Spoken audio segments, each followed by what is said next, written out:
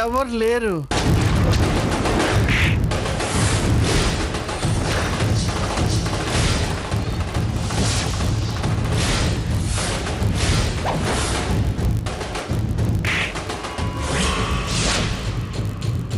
గదిలోనే ఉన్నాడన్నావుగా?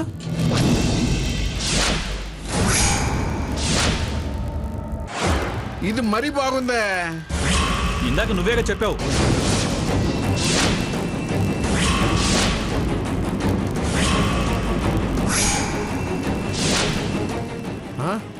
రామ రామ, నేనెప్పుడు చెప్పానండి? అల్లుడు గారు, మీరు భ్రమపడ్డారేమో. ఇందాక నేను ఒక విషయంలో అలాగే భ్రమపడ్డాను. ఏ విషయంలో?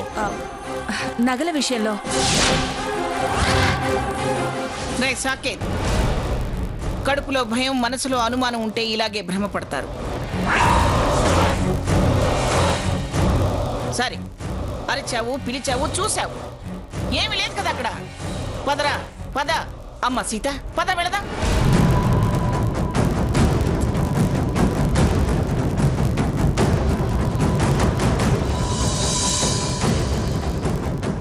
ఎక్కడికి? ముహూర్తం దగ్గర పడుతుంటే అదేం ప్రశ్న?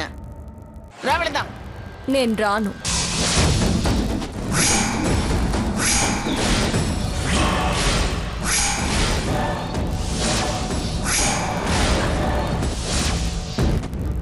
ఏమిటి?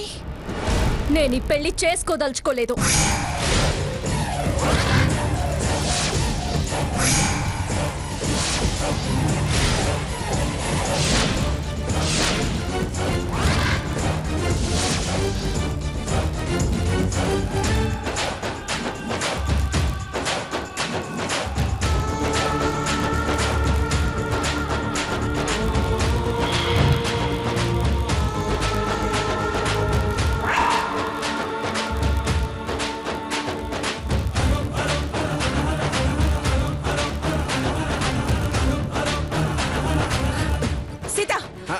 సీత, సీత, సీత, సీత, ఆగక్కడ. దయచేసి మీరంతా కూర్చోండి. ఎందుకలా అరుస్తారు? నేను ఈ పెళ్లి చేసుకోదలుచుకోలేదని చెప్పాను కదా.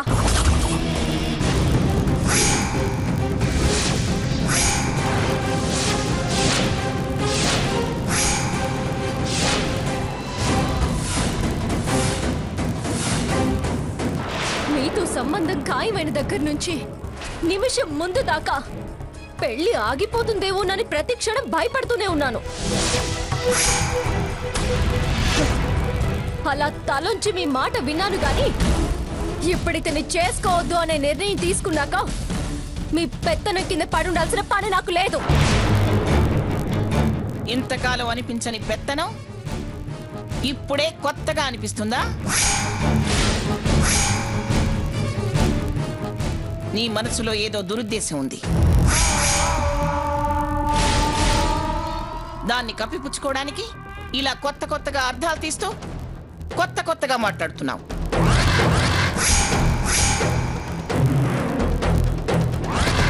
వాడు నింద వేశాడని నువ్వు నిందలేసే ప్రయత్నం చేస్తున్నావు.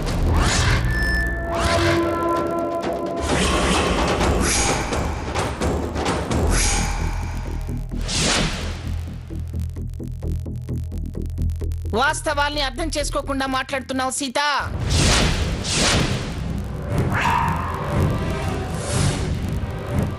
సరే, ఏదో ఆవేశంతో అంటున్నావని సర్దుకుంటాను. రా, వచ్చి పీటల మీద కూర్చో. కూర్చో. మీ మాటకు విలువివ్వాల్సిన అవసరం లేదు. మొదటి నుంచి ఎంతో విలువిచ్చాను, గౌరవం ఇచ్చాను.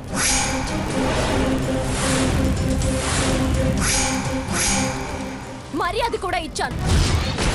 మీ ఇంటికొచ్చిన మొట్టమొదటి రోజే రవ్వల గాజులు చూసి ముచ్చట పడిన నా చెల్లెల్ని ఆశపోతూ అన్నారు.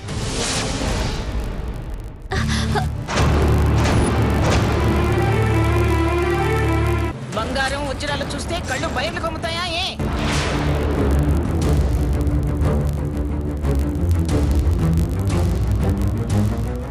సహించాను. పట్టుమని 10 ఏళ్ళు కూడా నిండని నా తమ్ముడి దొంగ అన్నారు. భరించాను. సావిత్రి వాళ్ళు వచ్చినట్టున్నారు.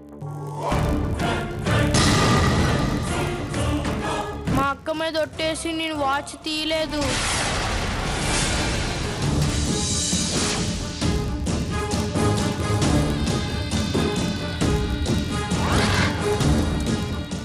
మా అమ్మని రకరకాలుగా అవమానించారు.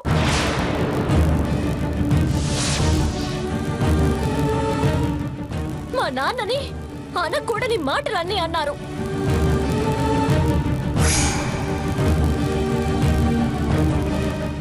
అయినా కూడా ఓపిక పట్టాను.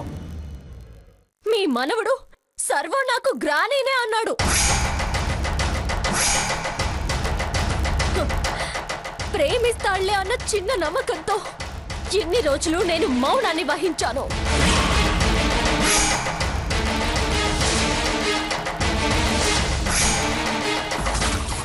కానీ మీరు మీ మనవడు ఏం చేశారు?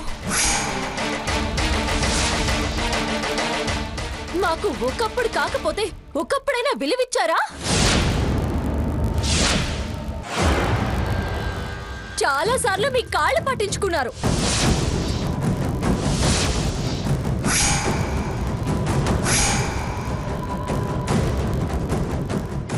నేను నా మనస్ఫూర్తిగా మిమ్మల్ని ప్రాధేయపడింది, క్షమాపణ అడిగింది మా నాన్నని రక్షించినప్పుడు మాత్రమే.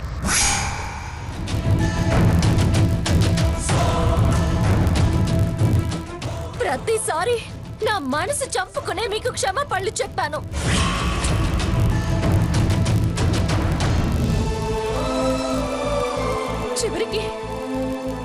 చివరికి ఇలాంటి నింద వేశాడు.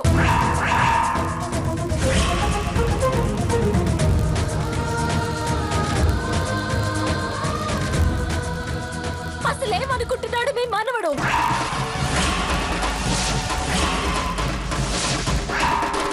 అసలు ఇంకా నేను పెళ్లి పిట్టల మీద ఎంత కూర్చోవాలి?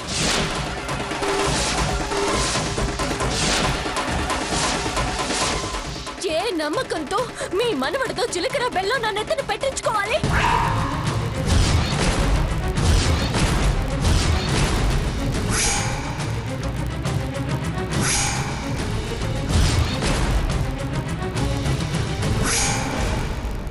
నిన్న కొంగు బంగారం కట్టించి నీ జీవితం బంగారంలా సాగుతుందమ్మా అన్నారు.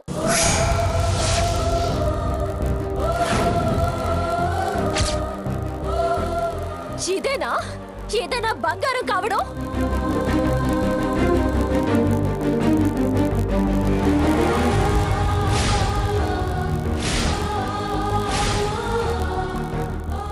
నెత్తిన బండేసి ఓర్చుకోమంటారా?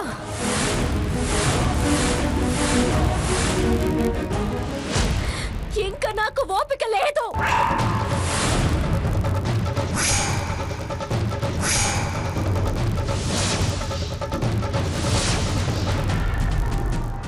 సహించి మీ మనవడితో కలిసి నడవాల్సిన కర్మ నాకు పట్టలేదు.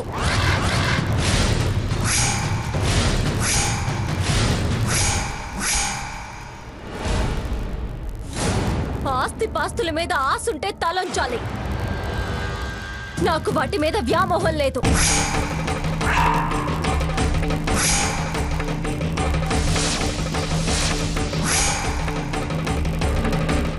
ఇతనికి నా మీద నమ్మకం లేదు. అసలు తన మీద తనకే నమ్మకం లేనప్పుడు ఏ ధైర్యం పెట్టుకుని నేను తనతో నడవగలను?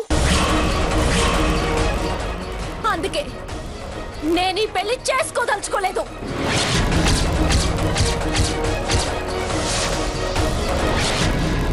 ఎన్ని మాటలన్నా సర్దుకున్నాను గాని ఇలాంటి అనుమానాల మనిషిని నన్నెలా చేసుకోమంటారు?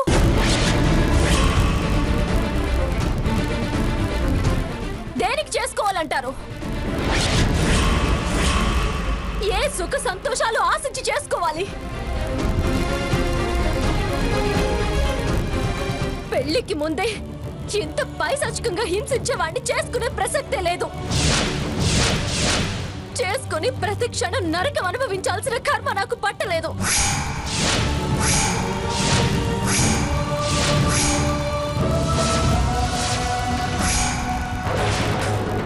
హక్కు లేనప్పుడే ఇలా ఆర్గ్యూ చేసేవాడు నా భార్య అనే హక్కు వస్తే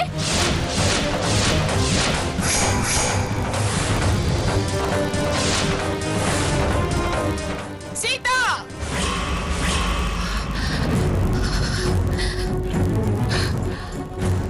నీకు వాడి సంగతి తెలీదు.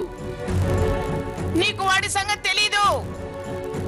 నేను వాడిని ఎంత ప్రేమగా పెంచానో నీకది కూడా తెలీదు. నీ భర్తగా వాడికి హక్కు వచ్చాక నిన్ను గుండెలో పెట్టుకొని చూసుకుంటాడు. ప్రేమిస్తాడు. నేను పంచిన ప్రేమ నీకు పంచుతాడు. నిన్ను పట్టపురాణిలా చూసుకుంటాడు. సీత, నా మాట నమ్ము. ప్రేమ పంచడం అనేది జరగని పని. ఇంకా ప్రశ్నలు పెంచుతాడు. క్షణక్షణం నన్నే గమనిస్తూ అటు చూస్తే ఎవరిని చూసావు, ఇటు చూస్తే ఎవరున్నారు అక్కడ అని మగతగా కళ్ళు మూసుకుంటే ఎవరిని మనసులో తలుచుకుంటున్నావని ఇతను అడిగే ప్రశ్నలకి సమాధానాలు చెప్పలేక చిత్రవద అనుభవించాలి. అలా అనుమానాలు తీరుస్తూ చేసేది సంసారం అనిపించుకోదు. అలాంటి జీవితం అనుభవించడానికి నేను రెడీగా లేను. సీత, చాలా ఎక్కువగా మాట్లాడుతున్నావు.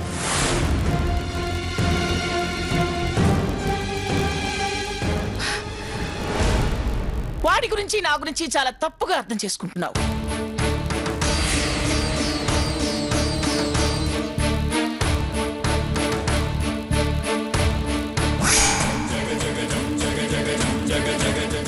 నేనేది చేసినా నీ మంచి కోసమే చేశాను. మా పద్ధతులు నీకు తెలియాలనే ప్రయత్నం చేశాను. దాన్ని నువ్వు అవమానాలనుకుంటే ఎలా? నీకేది అవమానం అనిపించదు, కానీ భరించలేనంత అవమానాన్ని మోసింది నేను. ఎక్కువ తక్కువలు మీకేం తెలుసు? తప్పు లేకపోయినా క్షమాపణలు ఎన్నోసార్లు అడిగాను. అవి భరించగలిగేవి కాబట్టి. కానీ ఇది కట్టుబట్టలు విప్పి నగ్నంగా నించోబెట్టి తీసిన సిగ్గు కన్నా నీచం.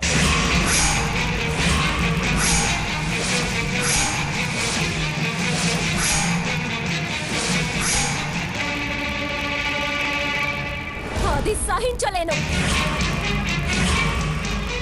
ఏ తప్పు చేయని నా మీద ఇంత పెద్ద నింద భరించలేను.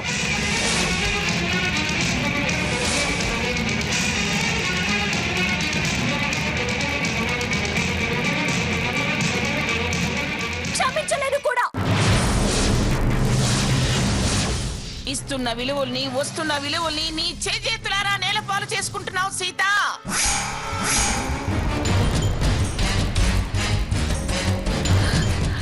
ఆ తర్వాత ఈ మాత్రం విలువ కూడా లేకుండా చేసుకుని బాధపడాల్సి వస్తుంది. బుద్ధి లేని వాడితో కాపురం చేయొచ్చు, గాని ఇలా బుద్ధి గడ్డి తిన్న వాడితో చేయడం నాకే సిగ్గు చెట్టు.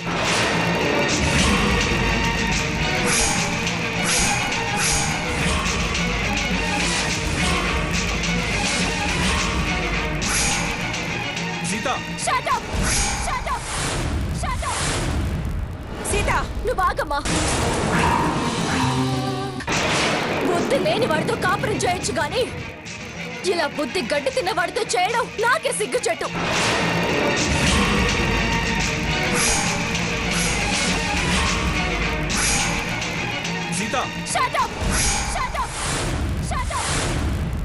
సీత, నువ్వు బాగమ్మా. ఏం మాట్లాడకు. ఈ విషయంలో నువ్వు వాళ్ళని సమర్థించినా, నన్ను బెదిరించినా నేను లెక్క చేయను. ఎంతకాలం మీకోసమే నేను అన్ని భరించాను. కానీ నన్ను సున్నా చేసిన తర్వాత, ఇలా 10 మందిలో నా విలువ తీసిన తర్వాత ఇంకా వాళ్ళకి గౌరవం ఇవ్వడం నా వల్ల కాదు.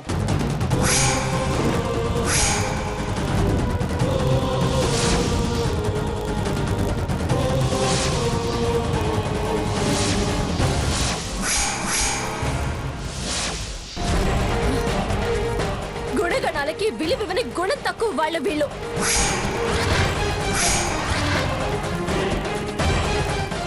కట్టుకుపోయే దాని మీద కాన్ఫిడెన్స్ లేని ఇతనా?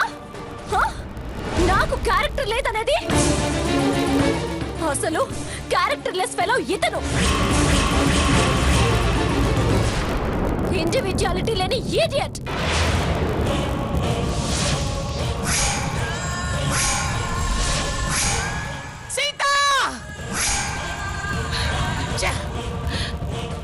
సహించిన కొద్దీ నన్ను రెచ్చగొడుతున్నావు సీత. అది నీకే మంచిది కాదు. రెచ్చగొట్టింది మీ మనవడు. అక్రమ సంబంధం ఉందని నన్ను అవమానపరిచింది మీ మనవడు. నన్ను రెచ్చగొట్టాడు. అతని చెంప పగలగొట్టకుండా నా మీద కన్నెర చేస్తారే. లేని వాళ్ళమనే కదా, ఏమన్నా ఏం చేసినా పడుంటాననే కదా.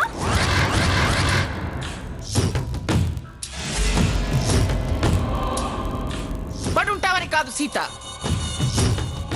గొప్పగా ఉండాలనే చూశాను నేను. వాడి మనసులో ఆ ఉద్దేశం ఉండేలా నువ్వు ప్రవర్తించావు.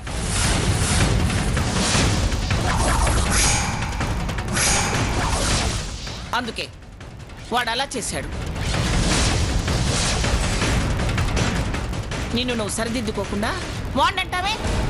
చూడండి, లేని వాళ్ళంతా చెడిపోయిన వారనో చెడిపోయే వారనో అనుకుంటున్న మీ మనవడికి బుద్ధి చెప్పి నన్ను బెదిరించండి. అతను బుద్ధి తెచ్చుకున్నా నేనింక నా మనసు మార్చుకోను.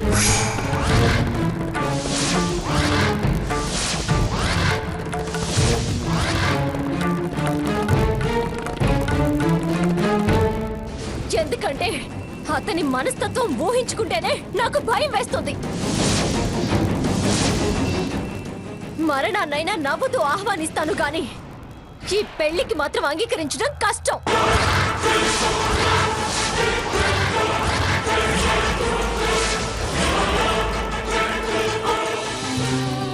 అతని మనస్తత్వం ఊహించుకుంటేనే నాకు భయం వేస్తుంది.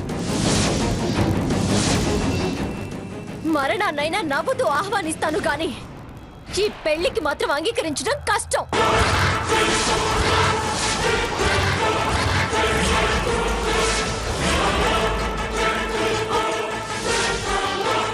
సాడిస్ట్ మెంటాలిటీ,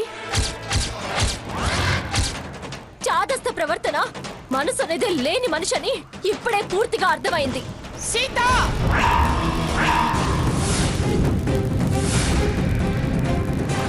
ఏమన్నావు? వాడు సాడిస్టా? ఆయనే కాదు, మీకు కూడా అలాంటివే ఉన్నాయి. లేకపోతే నచ్చావు మెచ్చాను అని మీరు ప్రవర్తించిన తీరేంటి? ఒకసారి ఆత్మ విమర్శన చేసుకోండి. పేదతనం మీద దాస్తికమేంటి? మేం పేదవాళ్ళం కావచ్చు గాని వ్యక్తిత్వం పేదది కాదు. అవతల వాళ్ళ మనసుకి విలువివ్వని మీ తత్వాన్ని బోధించే మీ మనవని పెంచారు. అందుకే ఇంత దుర్మార్గంగా ప్రవర్తిస్తున్నాడు. తాను నీచంగా ఆలోచించి నన్ను నీచమైన స్థానంలో నిలబెట్టాడు.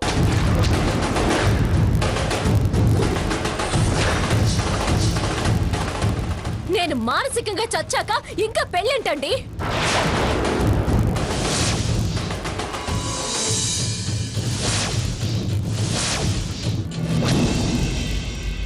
సీత, చిన్న విషయాన్ని పెద్దది చేస్తున్నావు. అదే అదే మరి. మనసుల్ని హత్య చేసి ఇది చిన్న విషయం అంటారే? డబ్బుకే విలువిచ్చేవారు మీకిది చిన్న విషయం కావచ్చు, కానీ మాకిది చాలా పెద్ద అవమానం.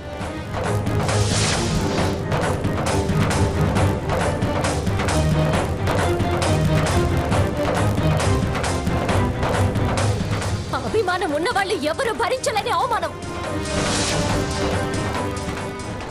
అందుకే పెళ్లికి ముందే ఈ తెగదెంపులు.